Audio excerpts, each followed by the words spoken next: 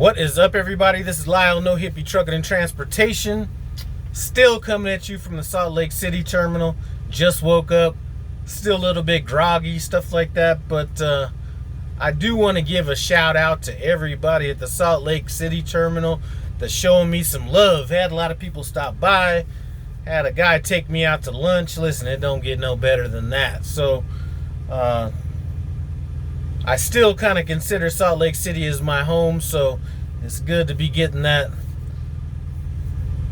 love from here. So anyway, all you guys at Salt Lake City, I'm so excited for you guys because you guys are going to make so much money here coming up soon. You're going to need deeper pockets, you know what I'm saying? So anyway, let's talk about these last three. Well, they weren't the last three loads, but three of like the last 5 loads that were like nightmare loads. Okay, now we ended up getting a load from Watsonville, California. Strawberries going to, I'm not gonna say where they're going to because I think they turned down this load because they might have had too much of this item, because I didn't see anything wrong with it. But had a drop off in Sterling, Illinois, and they rejected half of the trailer, right? So I'm sitting here, you know, if the load was 30,000 pounds, I'm sitting here with 15,000 pounds of strawberries that I got to get rid of. I was already pre-planned on another load that I had to turn down because I wasn't going to be able to get rid of these strawberries in time to pick up this other load. And that actually became a positive that we're going to get into here in a little bit. But they reject half the load. They say there's decay on the product. I go and look at the samples that they pulled out. I don't see anything wrong with this product, but I have to file the claim, and I end up having to sit till 10 o'clock the next morning. So this delivery was at midnight, or it was actually at 11 p.m. So I end up get done dropping at about 1 in the morning, and end up having to sit on this load till 10 in the morning till they figure out what they're going to do with this product. So claims gets with me, says, okay, take it here. Now here happened to be in Chicago. I'm not talking about the outskirts of Chicago. I'm talking about Chicago, like down there where Chinatown, all that shit is. So deliver the load, get up under it. The good thing is the load that I got paid about as much as the load that I was gonna take previous to this, and delivered sooner, and wasn't in Florida, so that was great. Win-win there. But you know, you got to deal with claims, all that kind of stuff, and dealing with claims in the middle of the night. You know, I don't think Prime has like the actual claims people working at night. They might have like people that hold multiple titles, so they might be a dispatcher, logs, and claims person. But you know, it's kind of like substitute teaching. And you call in claims at midnight or sometime around there. First of all, you got to get hung up about 3 or 4 times on, and then you finally get through, and then you know, you can't figure out what's going on until they get with the client, all this kind of stuff. So it's a bit of a headache, but you know, that's fine. That's trucking, right? So anyway, we delivered that load, got everything handled, got out of Chicago, got our next load going from Edwardsville, Illinois to Ogden, Utah. I will mention this client because I love that client. Hershey, listen, one of our best clients. May not always pay the best, but the headache factor on that is damn near zero. Love the organization. If anybody at Hershey ever watches this, I love the organization. You pull in, they tell you where to drop it, exactly what spot to pick up your trailer in, and you're out. If everybody could be like that, this would be an even easier profession. So anyway, we deliver the load, Ogden, Utah. We get a message saying pick up this load from Salt Lake City and take it out to New Staten, Pennsylvania, right on the border, West Virginia. So it's on the east side or west side of Pennsylvania. Love it, right?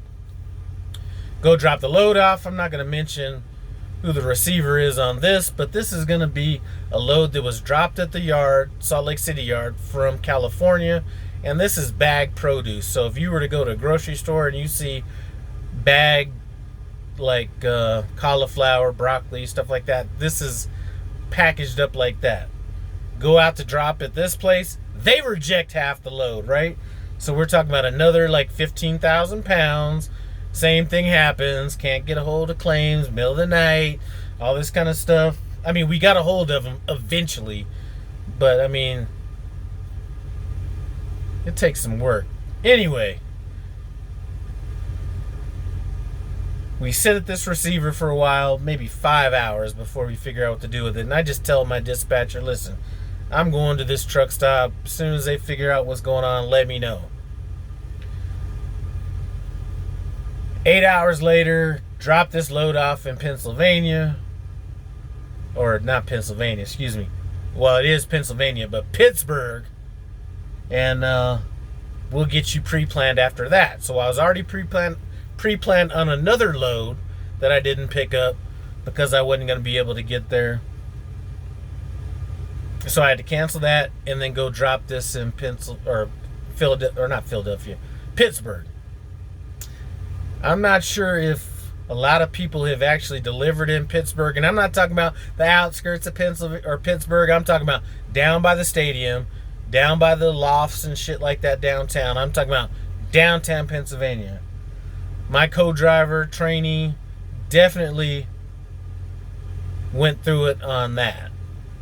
You know, it's not the most driver-friendly place, but it's, you know, it was a good place for him to learn a lot of shit.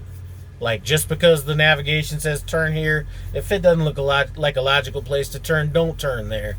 But anyway, we go down there, deliver. We're at a pretty tight dock. And deliver everything. A truck next to us gets hit by another truck trying to back in. And get out of there. Now, we gave up a load. But we end up getting another better load, you know, out of there. So oh,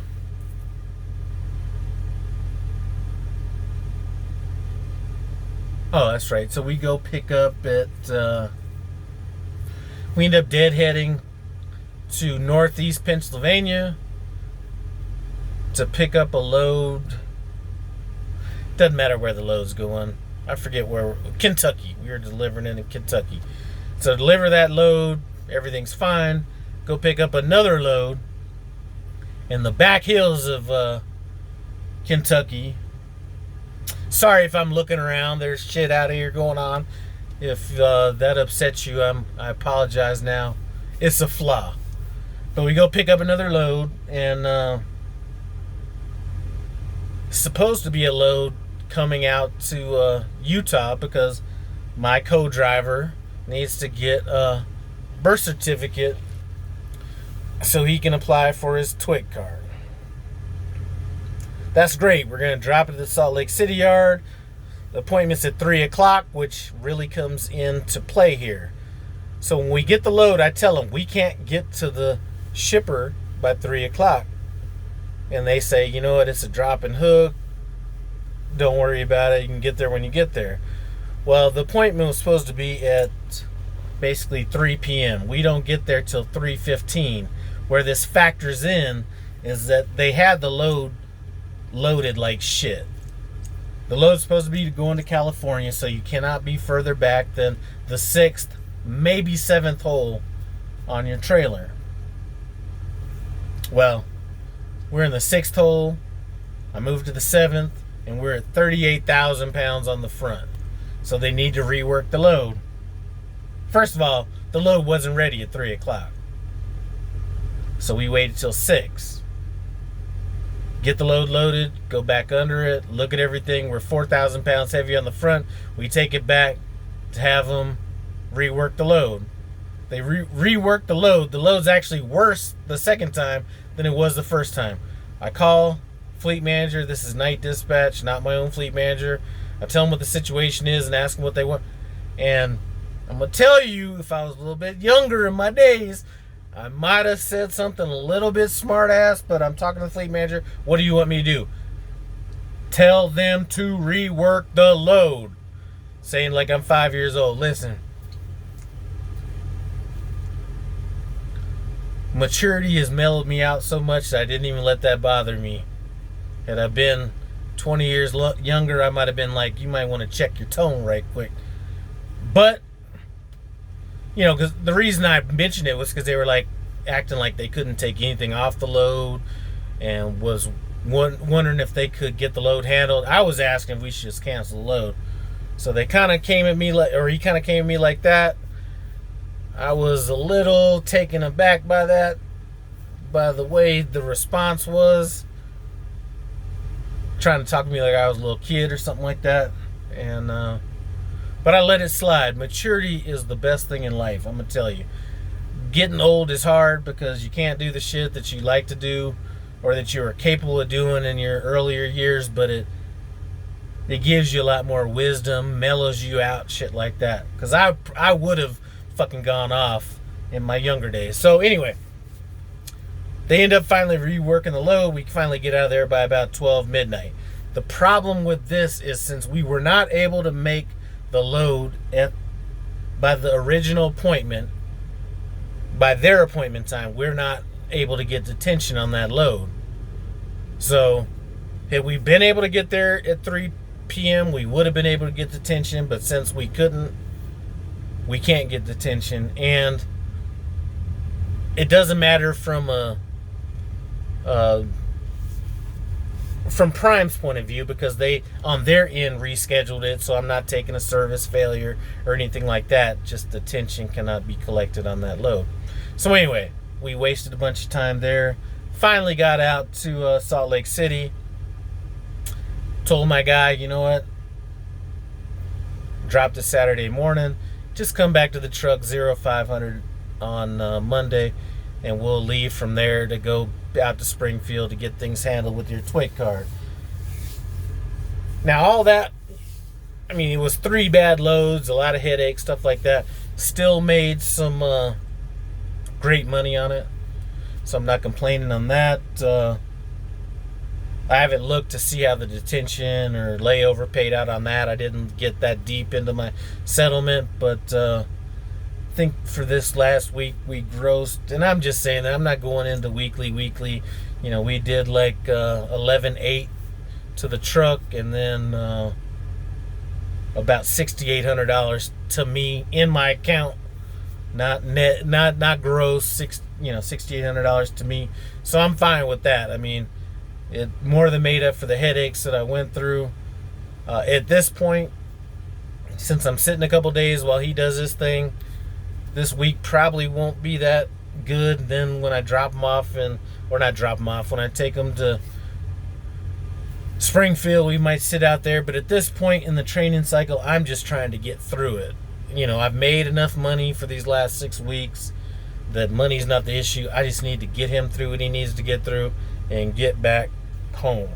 That's my thing. I'm like Road Warriors, you know. I'm just trying to get, or not Road Warriors.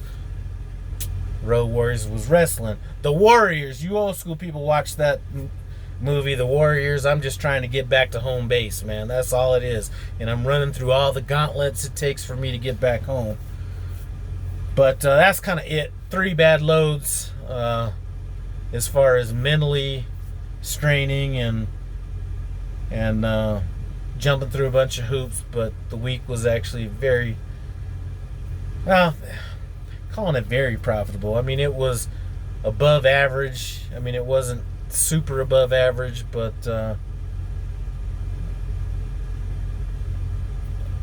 pretty good as far as pay goes. So I'm not going to really get upset about that. Somebody mentioned about my hair.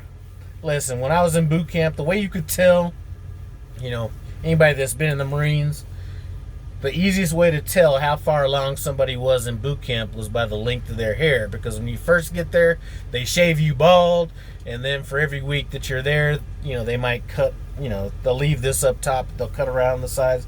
You know, the longer your hair is, the longer you've been there, and that's what it is for me. So if you see a video, my hair starts getting like mini afro-ish, you know that I've been like out like a while. So it's time for me to get back home and shave this shit down and start over again. My hair should never be this long. I should never be out this long. But that's the commitment that I'm giving to the ink. You know what I'm saying? So it's going to be good to wrap up the student. I've already informed everybody. This is my last student. At least for this year. I may do one next year. I'm not sure. It depends on where I'm at. But this isn't about the money. This was about paying it forward. If it was about the money, I'd pick up another student. You know, Prime's looking for students. If you're looking at making some money, you know, don't go by what they're telling you in the sales meeting, what they average and what the average pay is and all this kind of stuff, because they're averaging all trucks sitting, not sitting, stuff like that.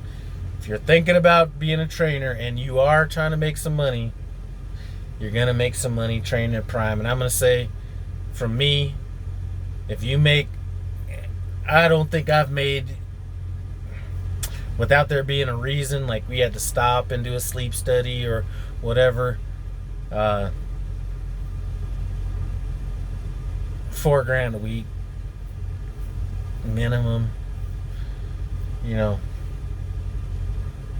But don't think about coming and training if your heart's not in the right place.